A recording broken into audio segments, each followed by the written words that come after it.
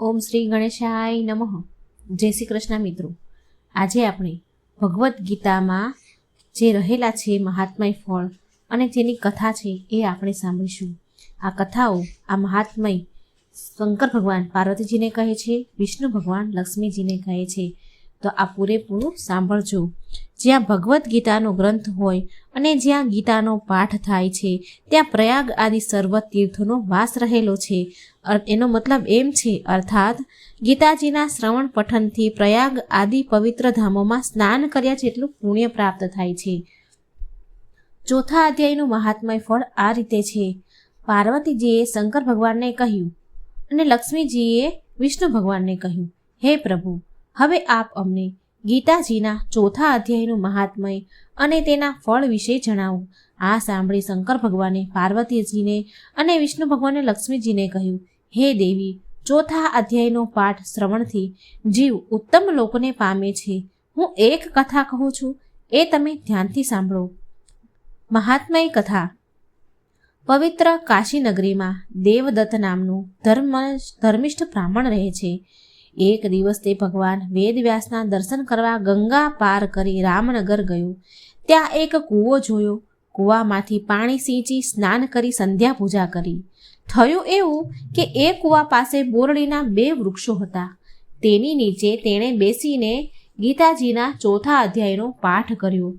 પાઠ પૂર્ણ કરી તેણે ભોજન કર્યું. થોડી વાર આરામ કરી તે આગળ વધ્યો. જ્યારે દેવદત્ત ગીતાજીના ચોથા અધ્યાયનો પાઠ કરી રહ્યો હતો ત્યારે બંને બોરડીઓ ધ્યાનપૂર્વક એ પાઠ સાંભળી રહી હતી. આ પાઠનું શ્રવણ કરવાથી તેઓ બંને પોતાના સ્થાનેથી પડી ગઈ અને વૃક્ષ યોનિમાંથી છૂટી કાશીના એક બ્રાહ્મણના ઘેર કન્યાઓ રૂપે જન્મી. બંને રૂપાળી ગુણવાન અને ધર્મિષ્ઠ હતી. વર્ષો પછી એ 2 કન્યાઓએ દેવદત્તને જોયો. તેને જોતાં જ તેને પોતાના પૂર્વજન્મનો યાદ આવી. એ બંને કન્યાઓ દેવદત્તને પ્રણામ કરી કહેવા લાગી, હે મહારાજ, તમે જ અમારા ઉદ્ધારક છો. એક સમયે રામનગરમાં કુવા પાસેના 2 બોરડીના વૃક્ષ નીચે બેસીને તમે ગીતાના ચોથા અધ્યાયનો પાઠ કર્યો હતો. એ પાઠ અમે ધ્યાનપૂર્વક સાંભળ્યો હતો અને આ પુણ્યના બળે અમે ઋષિના શાપમાંથી મુક્ત થયા અને વૃક્ષયોનીમાંથી છૂટી આ મનુષ્ય અવતાર પ્રાપ્ત થયો. હવે અમારા તે પહેલા પૂર્વજન્મનું વૃત્તાંત પણ સાંભળો. અગાઉના જન્મે અમે બંને સ્વર્ગની અપ્સરાઓ હતી. સ્વર્ગમાં નૃત્ય ગાન કરી નિત્ય ઇન્દ્રની પ્રશંસા પ્રાપ્ત કરતી. અમને રૂપનું ઘણું જ અભિમાન હતું.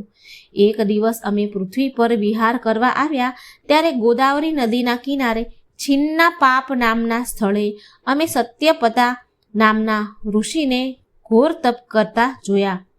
આ ઋષિનું તપ જોઈ ઇન્દ્ર પણ ગભરાઈ ગયા અને તેમને પોતાના ઇન્દ્રાસન જતું રહેવાનો ભય લાગ્યો. આથી તેમણે ઋષિનું તપ ભંગ કરવા અમને ઋષિ પાસે મોકલી. અમે મધુર ગીત ગાન કરી, મોહક નૃત્ય કરી, મનમોહક હાવભાવ કરી ઋષિને તપમાંથી ચલિત કરવા ઘણા પ્રયત્નો કર્યા. ધ્યાન ભંગ થતાં ઋષિ સમાધિમાંથી જાગી ગયા અને બહુ ક્રોધિત થયા અને અમને શ્રાપ આપ્યો કે જાઓ, તમે બંને જડ બોરડી બની જાઓ. શ્રાપ સાંભળીને અમે ગભરાઈ ગઈ. ઋષિને અમે આજીજી કરતા કહ્યું, આમાં અમારો કોઈ દોષ નથી. અમે તો ઇન્દ્રના કહેવાથી અહીં આવ્યા હતા. ઋષિને અમારા ઉપર દયા આવી એટલે તેમણે કહ્યું, જ્યારે તમે ગીતાજીનો ચોથો અધ્યાય સાંભળશો ત્યારે જ તમારી મુક્તિ થશે. આ સાંભળી દેવદત્તે પણ તે બંને કન્યાઓને ગીતાજીના ચોથા અધ્યાયનો નિત્ય પાઠ કરવાનું કહ્યું. બંને કન્યાઓ નિત્ય પાઠ કરવા લાગી. આ પાઠના પુણ્ય બળે બંને કન્યાઓ મૃત્યુ પછી સ્વર્ગમાં પાછી ફરી અને દેવદત્ત પણ અંતકાળે વૈકુંઠ લોક પામ્યો. અહીં ચોથા અધ્યાયની મહાત્મય કથા પૂર્ણ થઈ. હવે આપણે સાંભળીશું ભાગવદ્ ગીતાના 5મા અધ્યાયની મહાત્મય કથા. પાર્વતીજી શંકર ભગવાનને કહે છે અને લક્ષ્મીજી વિષ્ણુ ભગવાનને કહે છે, હે પ્રભુ, હવે આપ અમને ગીતાજીના 5મા અધ્યાયનું મહાત્મય અને તેના ફળ વિશે અમને જણાવો. આ સાંભળી શંકર ભગવાને પાર્વતીજીને અને વિષ્ણુ ભગવાને લક્ષ્મીજીને ગીતાજીના 5મા અધ્યાયનો પાઠ કરનારા મનુષ્યના સ્પર્શ માત્રથી અધમ જીવનો ઉદ્ધાર થાય તે જણાવે છે. માટે આ અધ્યાયનું મહાત્મય વિશેષ છે. આ બાબતે એક કથા હું કહું છું, તે તમે સાંભળો.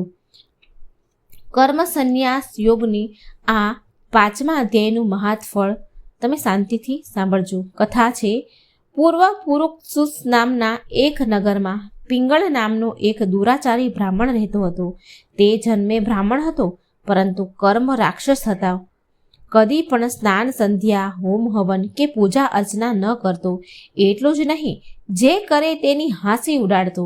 બ્રાહ્મણ હોવા છતાં એ ભવૈયાઓ સાથે રહીને વાજા વગાડતો, નાચ ગાન કરતો. તેની પત્ની અરુણા પણ તેના જેવી જ ઉલટા અને વ્યાભિચારણી હતી. એક દિવસ વ્યાભિચારણી અરુણાને પોતાના પતિ રંગરાગના માર્ગમાં અંતરાય રૂપ લાગ્યો. તેથી તેણે ઊંઘતા પતિને મારી નાખ્યો. આવું જઘન્ય મોત થતાં પિંગળ નરકમાં પડ્યો અને યાતના ભોગવવા લાગ્યો. ઘણો સમય યાતના ભોગવી તે પૃથ્વી પર ગીધ થઈને જન્મ્યો. તેથી કુલટા પત્ની અરુણાને પગંદરનો રોગ થયો. તે મૃત્યુ પામી અને બીજા જન્મે પૃથ્વી પર સુગરી થઈને જન્મી. એક દિવસ શિકારની શોધમાં નીકળેલી ગીધની નજર સુગરી પર પડી. તત્કાળ તેને પોતાના પૂર્વજન્મનું જ્ઞાન થયું. જ્ઞાન થતાં જ ગીધ સુગરીને મારવા દોડ્યો. મોતની બીકે સુગરી નાઠી, પણ ગીધે તેને પકડીને મારી નાખી. એ જ વખતે એક શિકારીની નજર આ ગીધ ઉપર પડી. તેણે બાણ મારીને ગીધને મારી નાખ્યો. નસીબ જોગે બંનેના હાડકાં એક જ્ઞાની મનુષ્યની ખોપડીમાં પડ્યા. યમદૂતો બંનેને યમરાજા પાસે લઈ ગયા. યમરાજાએ કહ્યું કે તમે બંને મહાપાપી છો. તમને તો હંમેશને માટે નરકમાં જ નાખવા જોઈએ. પરંતુ તમારા હાડકાં બ્રહ્મજ્ઞાની મહાત્માની ખોપડીમાં પડવાથી તમારા પાપો નાશ પામ્યા છે. આ મહાત્મા નિત્ય શ્રી ગીતાજીના 5મા અધ્યાયનો પાઠ કરતા હતા. તેથી તેના પુણ્ય બળે તમારો પણ ઉદ્ધાર થઈ ગયો છે. થોડી જ વારમાં વિમાન આવ્યું અને પિંગળ અને અરુણા તેમાં બેસીને વૈકુંઠ લોક ગયા. અહીં 5મા અધ્યાયનું મહાત્મા ફળ પૂર્ણ થાય છે. હવે આપણે સાંભળીશું 6ઠા અધ્યાયનું મહાત્મય ફળ કથા, જે શંકર ભગવાન પાર્વતીજીને કહે છે અને વિષ્ણુ ભગવાન લક્ષ્મીજીને કહે છે. આત્મસંયમ યોગની મહાત્મય કથા ધ્યાનથી સાંભળજો. પાર્વતીજીએ શંકર ભગવાન અને વિષ્ણુ ભગવાનને કહ્યું. વિષ્ણુ ભગવાને લક્ષ્મીજીને કહે છે કે હે પ્રભુ, હવે આપ અમને ગીતાજીના 6ઠા અધ્યાયનું મહાત્મય અને ફળ જણાવો. આ સાંભળી શંકર ભગવાન પાર્વતીજી અને વિષ્ણુ ભગવાન લક્ષ્મીજીને કહે છે કે હે દેવી, આ અધ્યાયનો પાઠ કરનાર ત્રણેય લોકમાં આદરણીય સ્થાન પ્રાપ્ત કરે છે. આ અંગેની હું એક કથા કહું છું, તે તમે સાંભળો. ગોદાવરી નદીના પાવન કિનારે પ્રતિષ્ઠન નામનું એક સુંદર નગર હતું. આ નગરમાં રાજાનું નામ જ્ઞાનશ્રુતિ હતું. તે ઘણો જ ધર્મિષ્ઠ હતો. જેટલો જ્ઞાની હતો એટલો દાની પણ હતો. હોમ હવન યજ્ઞ યાગ વ્રત તપ કરતો. સાધુ સંતોની સેવા અને પ્રજાના કલ્યાણમાં જ મગ્ન રહેતો. તીર્થયાત્રા, અતિથિ સત્કાર અને બ્રહ્મ ભોજન જેવા પવિત્ર કાર્યો કરવામાં તે ઘણો આનંદ પ્રાપ્ત કરતો હતો. એક દિવસ પ્રાતઃકાળે રાજા સૂર્યદેવને અંજલિ આપી રહ્યા હતા. ત્યારે માન સરોવરના હંસોનું એક ટોળું આકાશ માર્ગ પરથી પસાર થઈ રહ્યું હતું. તેમના માથેથી 2 હંસ રાજાના મહેલના કાંગરે આરામ કરવા ઉતર્યા અને વાતો કરવા લાગ્યા. પશુ પક્ષીની ભાષા જાણનાર રાજાએ પણ આ વાત સાંભળી. એક હંસ બીજા હંસને કહી રહ્યો હતો કે આ રાજા ઘણો જ ધર્મિષ્ઠ છે અને દાની પણ છે. લોક કલ્યાણના ઘણા કાર્યો તેણે કર્યા છે. પરિણામે તે ઘણો જ લોકપ્રિય અને આદરપાત્ર બન્યો છે. આ સાંભળી બીજો હંસ બોલ્યો કે આના કરતાં તો વધુ આદરપાત્ર અને બ્રહ્મજ્ઞાની તો રૈકઈ નામનો મહાત્મય છે. પશુ પક્ષીઓની ભાષા સમજતા રાજાએ હંસોની આ વાત સાંભળી તો તેને વિચાર આવ્યો કે આવા બ્રહ્મજ્ઞાની મહાત્માના દર્શન તો અવશ્ય કરવા જ જોઈએ. હંસો તો વાતો કરીને ઉડી ગયા, પણ રાજા જ્ઞાનશ્રુતિ વિચાર કરવા લાગ્યા કે હંસોએ રૈકય નામનો જે મહાત્માની વાત કરી રહ્યા હતા તે ક્યાં રહેતો હશે. તેમને શોધવા ક્યાં? તે છતાં રાજા જ્ઞાનશ્રુતિની મહાત્માના દર્શન કરવાની જિજ્ઞાસા એટલી બધી તીવ્ર બની ગઈ કે તે રાજપાટ છોડીને તીર્થટન કરવા લાગ્યા, તીર્થયાત્રા કરવા નીકળી પડ્યા. કાશી, પ્રયાગ, પ્રભુતિ વગેરે નગર ફરતા ફરતા દેશો દેશમાં રૈક્ય નામના મહાત્મા વિશે પૂછપરછ કરતા કરતા રાજા કાશ્મીર પ્રદેશના માણિકેશ્વર નામના મહાદેવજીના મંદિરે પહોંચ્યા. ત્યાં રાતવાસો કર્યો. સવારે રાજાએ મંદિરના પૂજારીને મહાત્માએ રૈક્ય અંગે પૂછપરછ કરી તો પૂજારીએ જણાવ્યું કે મહાત્મા રૈક્ય તો આ નગરમાં જ રહે છે. રાજા જ્ઞાનશ્રુતિ તત્કાળ રૈક્ય પાસે પહોંચી ગયા. જઈને પ્રણામ કર્યા અને નમ્ર અવાજે પૂછ્યું કે હે પાવનકારી સંત, આપ આ કક્ષાએ કઈ રીતે પહોંચ્યા? એ કૃપા કરી મને જણાવશો તો હું કૃતાર્થ થઈશ. ત્યારે મહાત્માજી રૈક્ય બોલ્યા કે હે રાજન, હું નિત્ય ગીતાજીના 6થા અધ્યાયનો પાઠ કરું છું. તે પાઠના પુણ્ય બળે હું આ સિદ્ધિ પ્રાપ્ત કરી શક્યો છું. આ સાંભળી રાજા જ્ઞાનશ્રુતિ પણ નિત્ય ગીતાજીના 6થા અધ્યાયનો પાઠ કરવા લાગ્યા અને આ પુણ્યના બળે રાજા સર્વ સુખ ભોગવી અંતકાળે વૈકુંઠ પામ્યા. 6થા અધ્યાયની મહાત્મય ફળ કથા અહીં સંપૂર્ણ થાય છે. હવે આપણે સાંભળીશું 7મા અધ્યાયની કથા, મહાત્મય કથા વાર્તા આપણે સાંભળીશું. વિજ્ઞાન યોગ, આ 7મો અધ્યાય છે. પાર્વતીજી શંકર ભગવાન અને લક્ષ્મીજી વિષ્ણુ ભગવાનને કહે છે કે પ્રભુ, હવે આપ અમને ગીતાજીના 7મા અધ્યાયની મહાત્મય ફળ વિશે જણાવો. આ સાંભળી શંકર ભગવાને પાર્વતીજીને અને વિષ્ણુ ભગવાને લક્ષ્મીજીને કહ્યું કે હે દેવી, હું તમને ગીતાજીના 7મા અધ્યાયનું મહાત્મય કહું છું, તે સાંભળો. મહાત્મય કથા આ પ્રમાણે છે. પાટલીપુત્ર નામના નગરમાં એક શંકુકર્ણ નામનો બ્રાહ્મણ રહેતો હતો. તેને 3 પુત્રો હતા. શંકુકર્ણ વેપાર કરીને સુખેથી ગુજરાન ચલાવતો હતો. એકવાર તેને વધુ ધન કમાવા માટે પરદેશ જવાનો વિચાર કર્યો. તેણે પોતાના પુત્રને ખબર પડી કે એ રીતે પોતાનું બધું જ ધન એક ખાડામાં ખોદી દીધું. પછી તે વહાણ લઈને ઉત્તર દિશા તરફ નીકળી ગયો. દુર્ભાગ્યે બન્યું એવું કે પરદેશમાં સાપ કરડવાથી શંકુકર્ણ મૃત્યુ પામ્યો. અકાળે મૃત્યુ થવાથી તેનો જીવ તેના દાટેલા ધનમાં અટકી રહ્યો. આથી તે સાપ બનીને જ એ જગ્યાએ ધન દાટેલું હતું ત્યાં ધનનું રક્ષણ કરવા લાગ્યો. એક દિવસ સર્પયોનીની પારાવાર પીડા સહન ન થતાં તેણે પોતાના પુત્રને સપનામાં આવી વાત કરી કે હે પુત્ર, હું સર્પયોનીમાં પારાવારા પીડા ભોગવી રહ્યો છું. મને મુક્તિ અપાવો, માટે તું મને મુક્તિ અપાવ, મારો ઉદ્ધાર કરો. આ વાત સાબિત રૂપે શંકુકર્ણ પોતે જ્યાં ધન દાટ્યું હતું તે જગ્યા તેને દેખાડી. જોગાનું જોગ, 3 ભાઈઓએ એક સાથે જ સપનું જોયું. હવે બન્યું એવું કે વચલા પુત્રના મનમાં બધું જ ધન એકલા જ હડપી લેવું હોય એવી એની ઈચ્છા જાગી.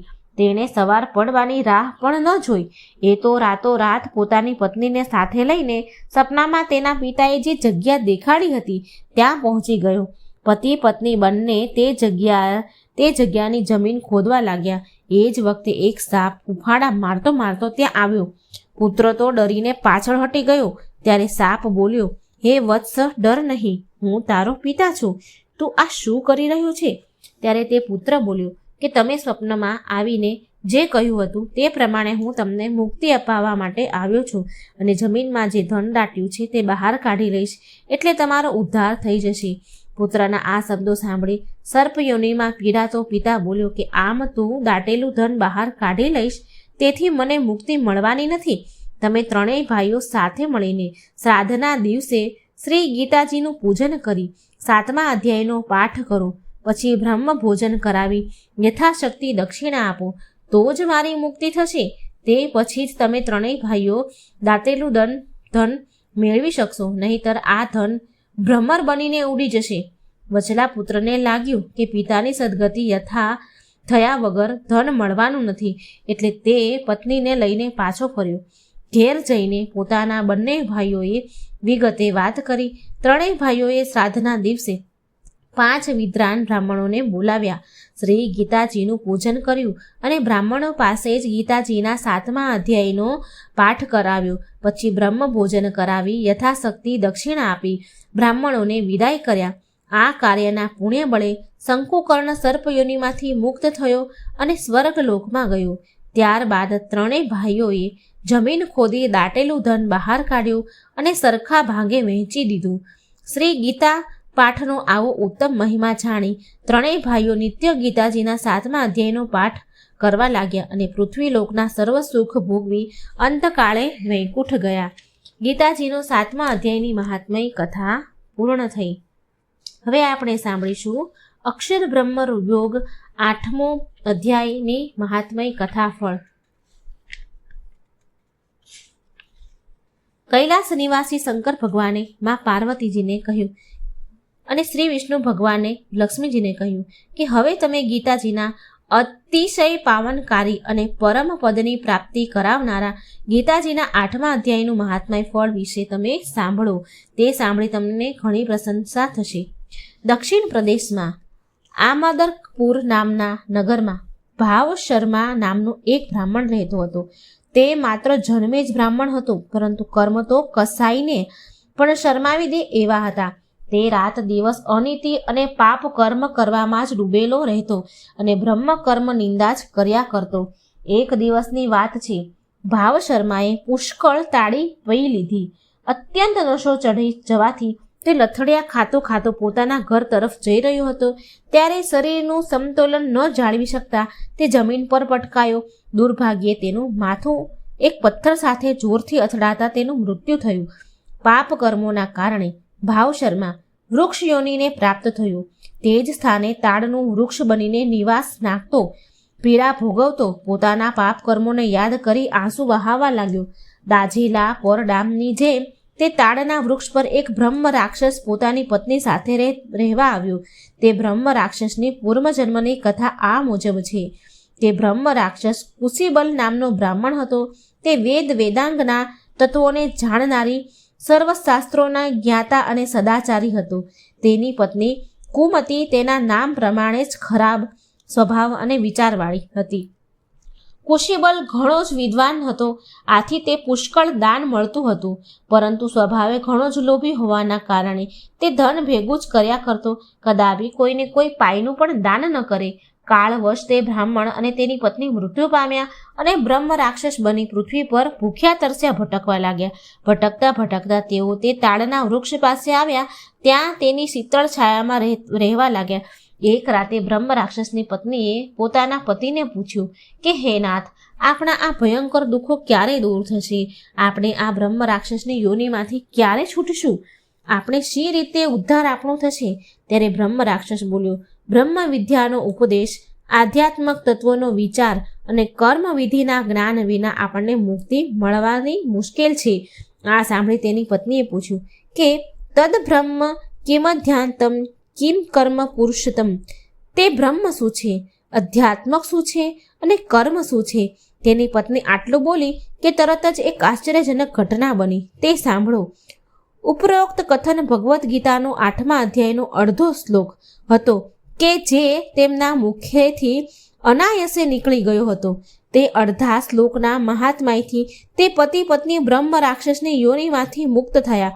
તરત જ વિષ્ણુ દૂતો દિવ્ય વિમાન લઈને આવ્યા અને તે પતિ પત્નીને તેમાં બેસાડી વૈકુંઠ લોક લઈ ગયા. ઉપરોક્ત ગીતાજીના 8મા અધ્યાયના અડધા શ્લોકનું શ્રવણ તાડનું વૃક્ષ બનીને પીડા ભોગવતા ભાવ શર્માએ પણ કર્યું હતું. આથી કરીને તે પણ વૃક્ષ યોનિમાંથી મુક્ત થયો. તાડનું વૃક્ષ સુકાઈને પડી ગયું. બીજા જન્મે આ ભાવ શર્માનો જન્મ એક પવિત્ર ધર્મનિષ્ઠ બ્રાહ્મણના ઘેર થયો. મોટો થયો. પ્રારબ્ધ બળે ગીતાજીના પાઠમાં 8મા અધ્યાયનો પાઠ કરવા લાગ્યો અને આ પાઠના પુણ્ય વડે તે સંસારના તમામ સુખ ભોગવી